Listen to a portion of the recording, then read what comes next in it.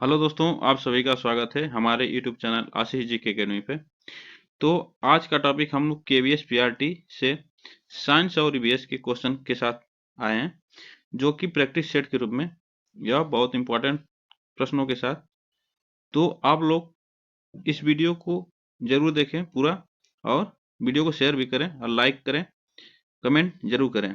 तो चलिए, आज का हम केवीएस पीआरटी से, जो कि ईवीएस इन्वायरमेंट से जो क्वेश्चन आने वाले हैं संभावित प्रश्नों के साथ, हम उसको प्रैक्टिस सेट के रूप में कराते हैं।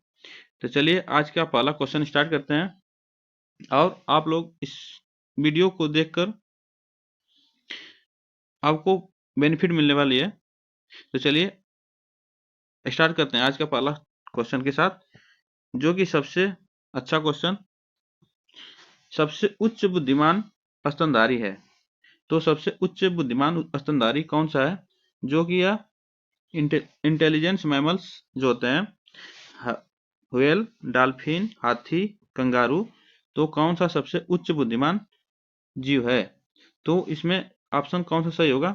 इसमें ऑप्शन कौन सा सही होगा? तो इसमें ऑप्शन हमारा बी सही होगा, जो कि यह सबसे इंटेलिजेंट मैमल्स में आता है, जो कि यह डॉल्फिन एक जीव है, स्तनधारी। ठीक ना? चलिए आगे चलते हैं। क्वेश्चन नंबर सेकेंड, पादप विकास से प्रभावित होता है। पादप विकास से प्रभावित होता है, आपको बताना है प्रकाश की गुणवत्ता और प्रकाश की मात्रा, गुणवत्ता और प्रकाश की अवधि, गुणवत्ता, मात्रा और प्रकाश की अवधि। इसमें ऑप्शन कौन सा सही होगा आपको बताना है। तो पादप विकास से प्रभावित होता है, तो कौन सा ऑप्शन इसमें सही होगा? इसमें क्या होता है, पादप विकास में मात्रा और प्रकाश की अवधि, जो गुणवत्ता होती है, यह प्रभावित होता है। इसमें ऑप्शन हमारा डी सही होगा। ठीक ना? इसमें ऑप्शन हमारा डी सही होगा। चलिए आगे चलते हैं। क्वेश्चन नंबर थर्ड, प्रोकैरियोटिक कोशिकाओं की कमी होती है। तो कमी होती है नाभिक, परमाणु झिल्ली, झिल्ली ऑर्गेनल द्वारा बंधी हुई, इन सभी। तो आपको बताना है कौन सा ऑप्शन इसमें हमारा सही होगा। तो किसमें होता है प्रोकैरियोटिक कोशिकाओं की कमी? इसमें किसमें होता है? इन सभी में होता है। ठीक ना? नाभिक में भी होता है, परमाणु झिल्ली में भी होता है, झिल्ली ऑर्गेनल द्वारा बंधी हुई जो होती है उसमें भी होता है। ठीक ना? चलिए आगे चलते हैं।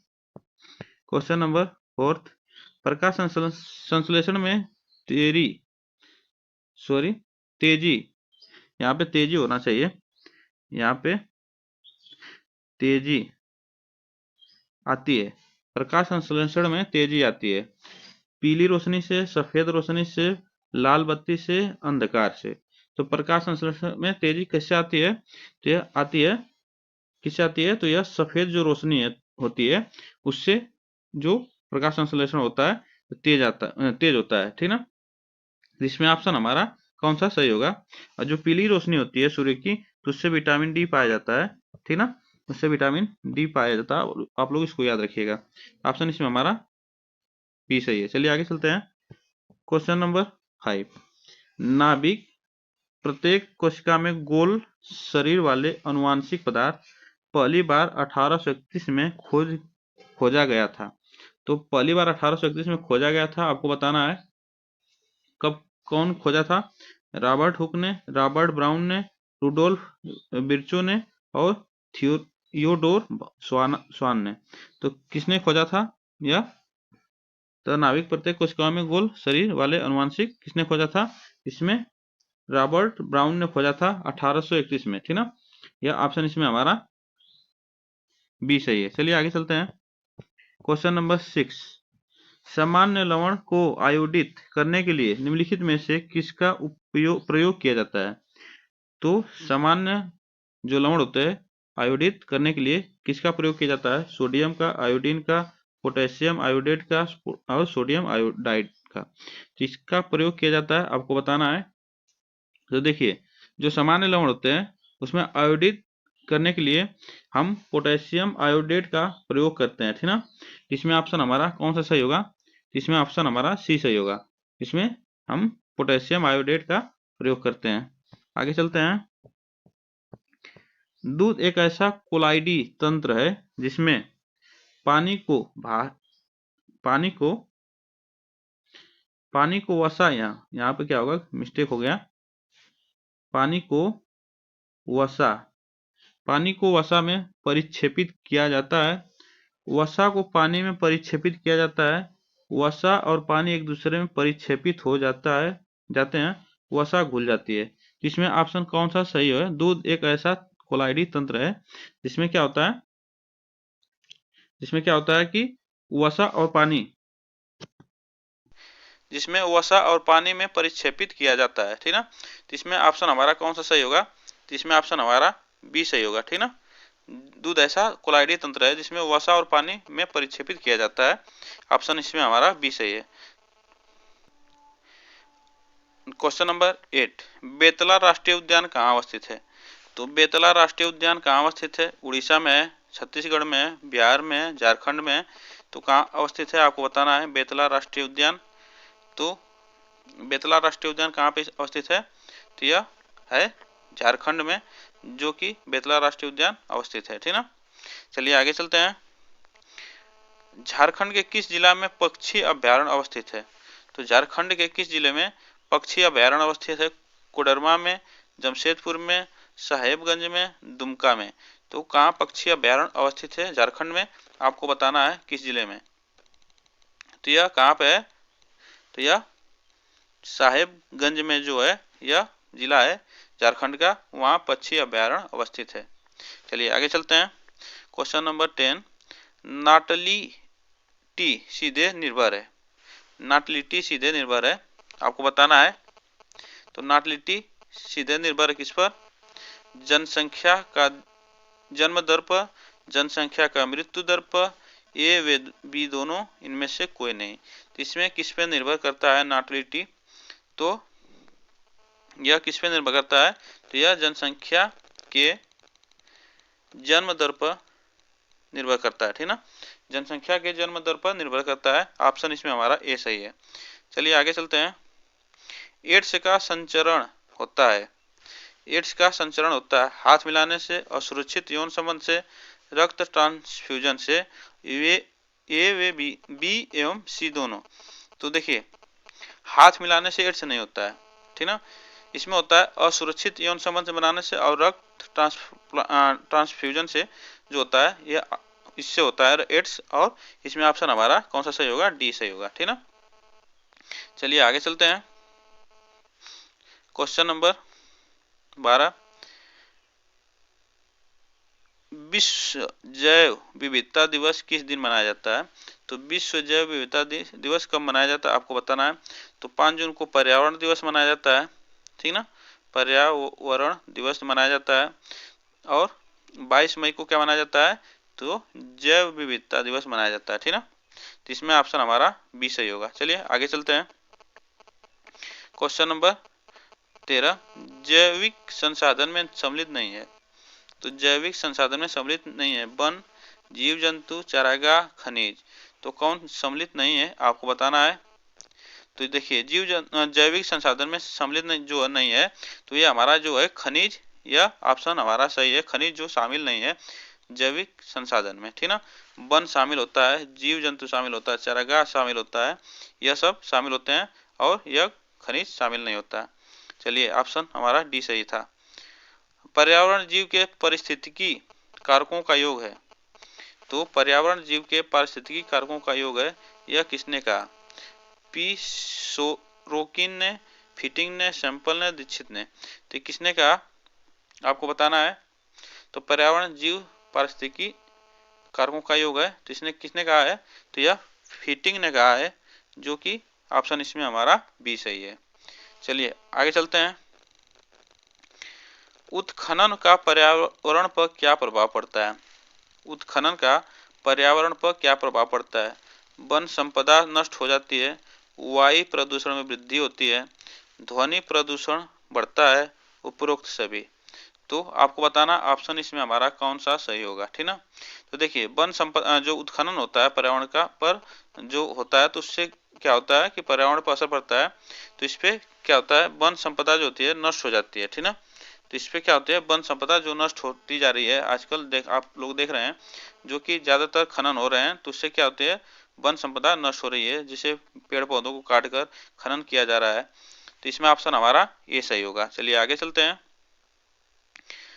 औद्योगिकीकरण का पर्यावरण पर क्या प्रभाव पड़ता है? तो औद्योगिकीकरण का पर्यावरण पर क्या प्रभाव पड़ता है?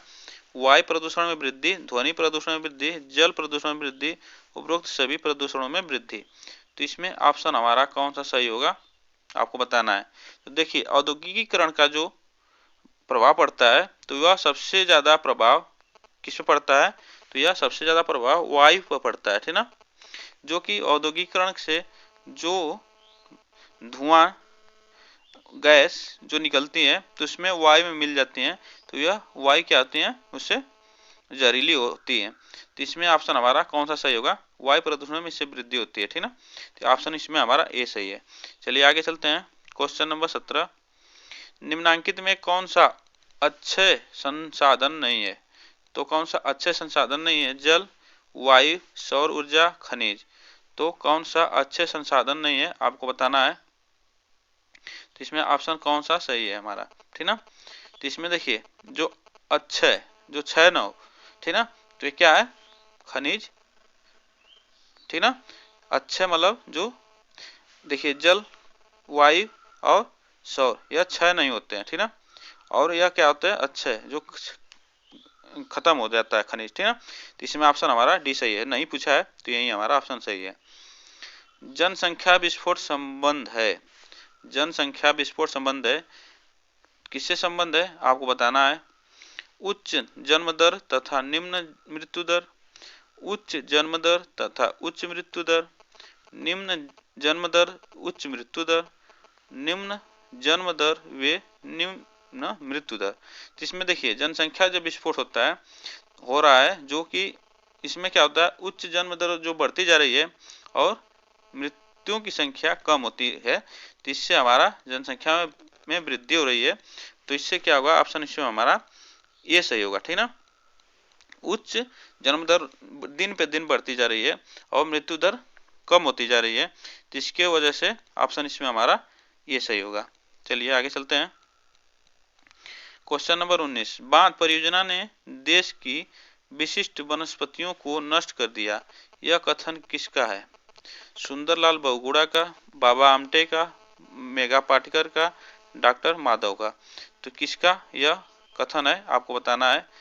तो ऑप्शन इसमें हमारा कौन सा सही होगा? तो इसमें ऑप्शन कौन सा सही होगा हमारा, तो आपको बताना है। तो ऑप्शन इसमें हमारा सही होगा डी, डॉक्टर माधव का, जो कि यह कथन है, ठीक ना। बांध परियोजना ने देश की विशिष्ट वनस्पतियों को नष्ट कर दिया है। तो ये ऑप्शन इसमें हमारा डी सही है। चलिए आगे चलते हैं।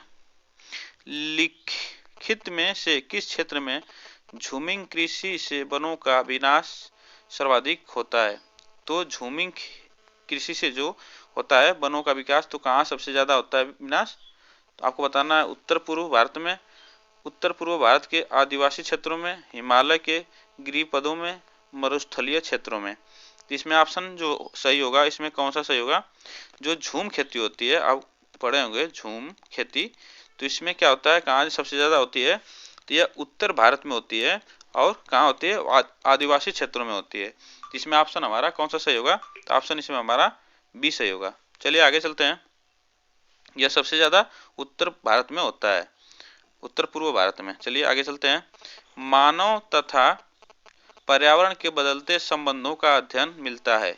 मानव तथा पर्यावरण के बदलते संबंधों का अध्ययन मिलता है मानव विज्ञान में, मानव परिस्थितिकी में, मानव भूगोल में, सामाजिक भूगोल में। तो ऑप्शन इसमें कौन सा सही होगा, आपको बताना है। तो इसमें ऑप्शन हमारा सही होगा, सबसे ऑप्शन बेस्ट हमारा ऑप्शन होगा सी, जो कि यह संबंध मिलता है मानव भूगोल में, मानव पर्यावरण के बदलते संबंधों का, ठीक ना। तो मानव भूगोल में यह मिलता है। चलिए आगे चलते हैं। भूस्खलन सर्वाधिक प्रभाव कहाँ होता है? भूस्खलन का सर्वाधिक प्रभाव कहाँ होता है, आपको बताना है। मैदानी क्षेत्रों में, पर्वतीय क्षेत्रों में, पठारी क्षेत्रों में, तटीय क्षेत्रों में। तो सबसे ज्यादा भूस्खलन कहाँ होता है, आपको बताना है। तो देखिए, जो भूस्खलन सबसे ज्यादा जहाँ होता है, तो वह पर्वतीय क्षेत्रों में सबसे ज्यादा होता है, ठीक ना। उसके बाद पठारी क्षेत्रों में, तो इसके बाद सबसे ज़्यादा पर्वतीय क्षेत्र में ये होता है। तो ऑप्शन इसमें हमारा बी सही होगा, सबसे ज़्यादा भूस्खलन पर्वतीय क्षेत्रों में होता है। चलिए आगे चलते हैं। क्वेश्चन नंबर डैश डैश पर्यावरण ह्रास डैश से होता है, तो किससे होता है? प्राकृतिक प्रकोप से, प्राकृतिक आपदा से, पर्यावरण आघात से, इनमें से सभी से। तो इसमें ऑप्शन कौन सा सही होगा आपको बताना है। तो देखिए, जो कि इसमें पर्यावरण ह्रास जो होता है, तो यह प्राकृतिक प्रकोप से होता है, बी होता है। जैसे प्राकृतिक और प्रकोप, बाढ़ आ गई, ठीक, और प्राकृतिक आपदा जो आती है, बाढ़ आ गई, तूफान आ गया, ये सब, और पर्यावरण आघात जो होता है, ठीक ना, इससे भी होता है। तो इसमें ऑप्शन हमारा कौन सा सही होगा? तो ऑप्शन इसमें हमारा डी सही होगा। चलिए आगे चलते हैं। क्वेश्चन नंबर 24, विश्व में सबसे अधिक जनसंख्या वृद्धि वाला महाद्वीप, तो जनसंख्या वृद्धि वाला महाद्वीप कौन सा सबसे है? एशिया महाद्वीप है, अफ्रीका महाद्वीप है, उत्तरी अमेरिका, दक्षिणी अमेरिका। तो सबसे अधिक जनसंख्या वाला महाद्वीप कौन सा माना जाता है? तो देखिए, जो सबसे बड़ा महाद्वीप एशिया महाद्वीप है, ठीक, लेकिन जनसंख्या की वृद्धि से सबसे बड़ा महाद्वीप कौन सा होगा? यह ऑप्शन हमारा बी सही होगा, जो कि अफ्रीका महाद्वीप जनसंख्या की वृद्धि से सबसे ज्यादा है। चलिए आगे चलते हैं। क्वेश्चन नंबर 25, आज का लास्ट क्वेश्चन, जो कि यह बहुत से इम्पोर्टेंट क्वेश्चन थे सब। देखिए, जनसंख्या वृद्धि को प्रभावित करने वाले कारकों में से कौन सा कारक प्राकृतिक कारक है? ठीक ना, पूछ रहा है जनसंख्या वृद्धि को प्रभावित करने वाले कारकों में से कौन सा प्राकृतिक कारक है? विवाह की आयु, प्रजाति की प्रजनन क्षमता, वायु संरचना, स्वास्थ्य दशा। तो इसमें ऑप्शन कौन सा सही होगा आपको बताना है। तो देखिए, इसमें ऑप्शन होगा हमारा होगा प्रजाति की प्रजनन क्षमता जो होती है, यह ऑप्शन बी हमारा इसमें सही होगा, जो यह प्राकृतिक कारक है, ठीक ना। तो इसमें ऑप्शन हमारा बी सही है। तो इतने क्वेश्चन 25 क्वेश्चन थे, जो कि बहुत इंपॉर्टेंट क्वेश्चनों के साथ हम आए थे। तो और वीडियो आप लोग को अच्छी लगी हो तो चैनल को सब्सक्राइब जरूर करें, बेल आइकन को दबा लें, जिससे वीडियो का नोटिफिकेशन आप तक पहुंचता रहे। तो चलिए मिलते हैं नेक्स्ट वीडियो में, तब तक के लिए थैंक यू सो मच।